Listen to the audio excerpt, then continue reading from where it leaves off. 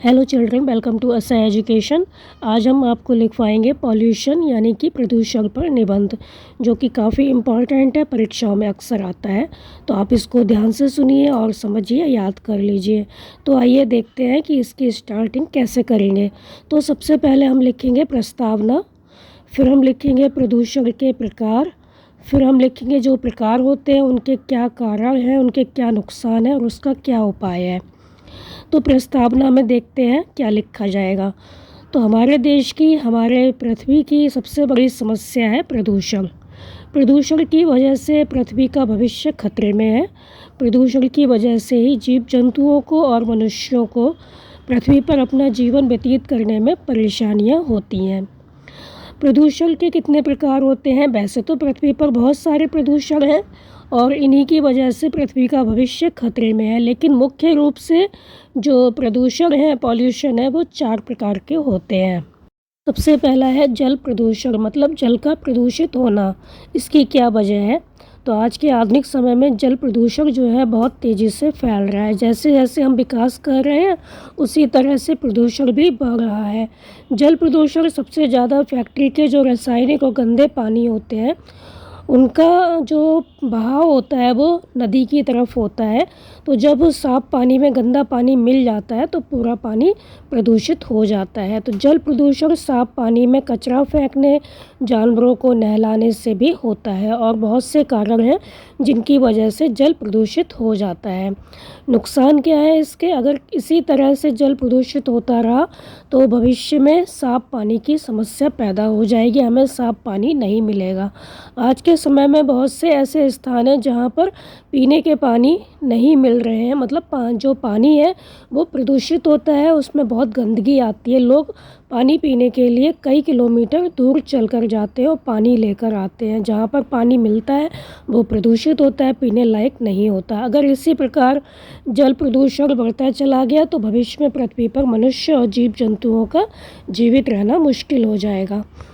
और इसके उपाय क्या हैं? जल प्रदूषण से बचने के लिए हमें फैक्ट्री के पानी को साफ़ पानी में नहीं मिलाना चाहिए और ना ही नदियों और तालाबों में कचरा फेंकना चाहिए और ना ही जानवरों को नहलाना चाहिए। तो गांव में जो औरतें होती हैं अपने बर्तन हैं या अपने कपड़े हैं सब कुछ पानी में ही धो लेती हैं। नदी का जो पानी होता है उसमें धो लेती हैं, जिसकी वजह से पानी काफ़ी गंदा हो जाता है।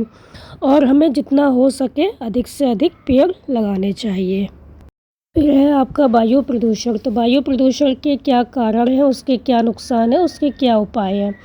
तो इसकी क्या वजह है वायु प्रदूषण की? तो वायु प्रदूषण जो होता है वो आधुनिक जो वाहन होते हैं, इतनी सारी जो मोटर गाड़ियाँ चल गई हैं और जो ट्रक वगैरह हैं, बाकी और जो वाहन है उनकी वजह से होता है। इसमें से जो धुआं निकलता है उसकी वजह से वायु प्रदूषण होता है। कहीं भी प्लास्टिक को जलाया जाता है तो उससे भी जहरीला धुआं निकलता है, जिससे कि वायु प्रदूषित हो जाती है।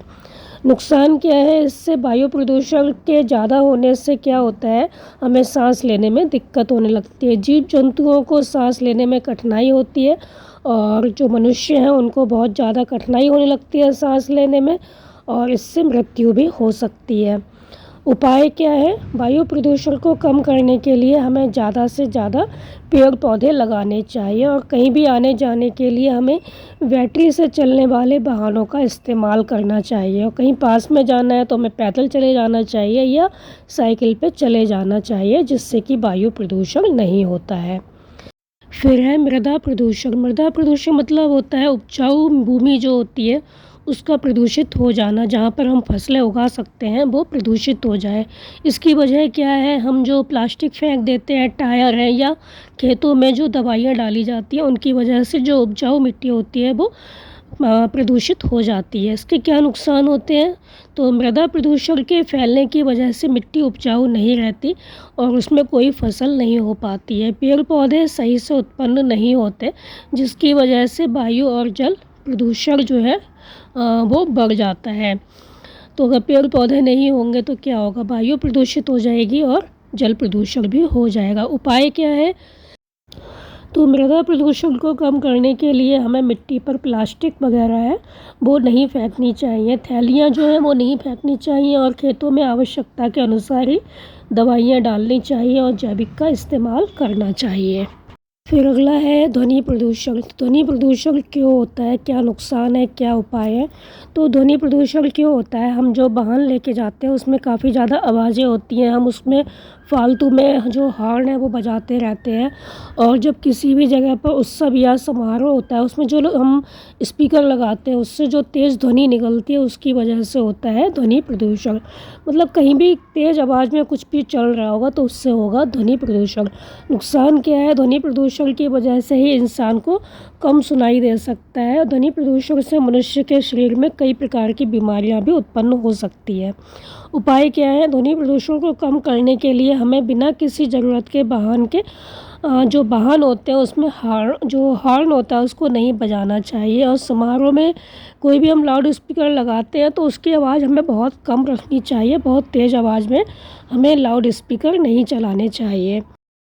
तो कहने का अर्थ ये है कि किसी भी तरह का प्रदूषण होता है वो हमें नुकसान ही देता है, तो हमें ध्यान रखना चाहिए, अपनी पृथ्वी को हमें साफ़ सुथरा स्वच्छ बनाना चाहिए।